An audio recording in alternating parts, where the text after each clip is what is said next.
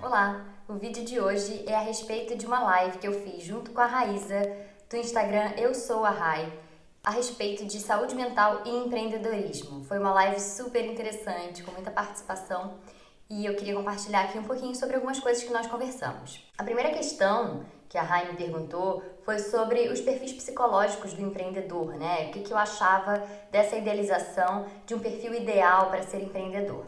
Esses perfis psicológicos são compostos de entendimentos a partir dos modelos de gestão e dos conceitos de personalidade. Basicamente, um empreendedor precisa ter uma boa capacidade de inovação, de aprendizado, de liderança, de gestão de conflitos, de lida com os riscos, de ambição, de superação, independência, tomada de decisões, planejamento, lógica, organização, relacionamento, ética, uma série de competências que, de certa forma, para ser um bom empreendedor, você precisa ter todas elas bem alinhavadas e bem fortes. Bom, o que acontece é que esse é um perfil idealizado, né? Claro que existem grandes nomes aí de empreendedorismo, né? Claro, mas a gente não tem acesso aos pontos de desfuncionamento deles. A gente basicamente só tem acesso aos pontos de sucesso.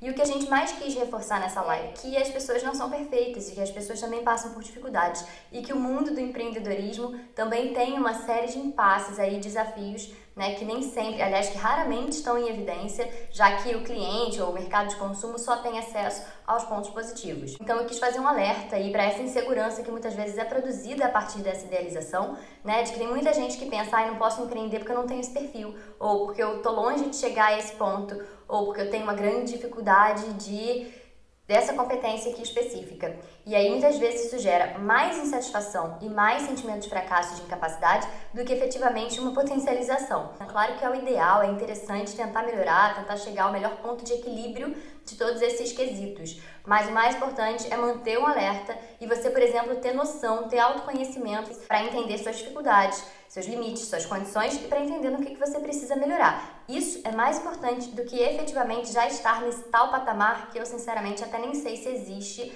afinal é muito idealizado, como se tudo fosse perfeitinho, como se fosse um super-heroísmo, que inclusive é algo importante da gente quebrar, até porque também gera um bocado de pressão para o empreendedor.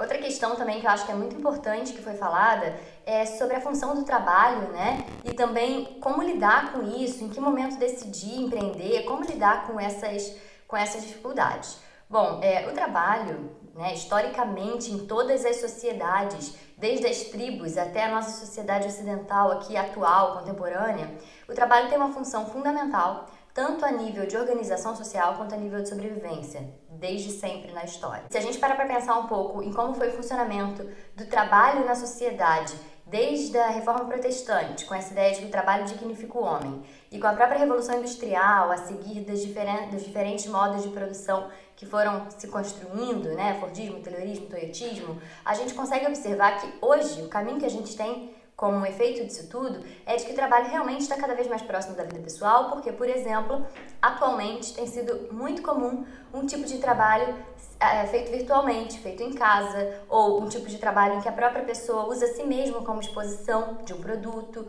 ou de um serviço. Então, assim, a gente observa que na atualidade existe esse cruzamento muito forte da vida pessoal com a profissional. E um dos efeitos disso é que o trabalho passa a ser algo a se pensar o tempo todo. Um dos efeitos disso são os efeitos obsessivos com o trabalho. É muito comum a gente ver hoje em dia pessoas que estão aficionadas com o trabalho, que pensam em trabalho 24 horas por dia e não fazem outra coisa. Quando existe uma hipermotivação, nosso cérebro passa por um processo de inibição pré-frontal. Então, é como se a gente estivesse apaixonado, mas perdidamente apaixonado, de modo que a gente perde um pouco da nossa racionalidade. E aí o trabalho vem como uma prioridade que a gente não se dá conta. Geralmente essas pessoas não percebem que estão trabalhando excessivamente e só percebem alguma coisa quando recebem um feedback de alguém da família, por exemplo, ou quando tem uma descarga emocional. Outro ponto importante da gente trazer, em que os empreendedores sofrem muito, né, porque estão, como eu disse, no topo dessa lista, é a questão das pressões. Uma pressão interna, de não fracassar, e a pressão externa, com relação, por exemplo, à ideia de crescer, de obter lucros, ou a responsabilidade com a própria família, ou com os funcionários que tem. Outro ponto é a questão das mudanças, né? Estar num lugar de empreendedor significa que você vai constantemente passar por mudanças, como uma montanha-russa das emoções. né? Quando você tá de cabeça para baixo no looping, você já tem que tomar a decisão, por exemplo, às vezes, de se você vai sair pela direita ou pela esquerda. Fora isso, tem todas aquelas questões dos medos, das ansiedades, das dificuldades de falta de tempo e muitas outras questões que os empreendedores têm que lidar, assim como outros trabalhadores também têm que lidar. Mas quando você está numa função de liderança, e especificamente numa função de liderança de um negócio que é totalmente seu e que depende totalmente de você, essa pressão é bem maior. Consequências disso: nós temos aí muitos quadros de ansiedade, depressão e burnout, né, que é o esgotamento relacionado ao trabalho, que nos chegam ao consultório.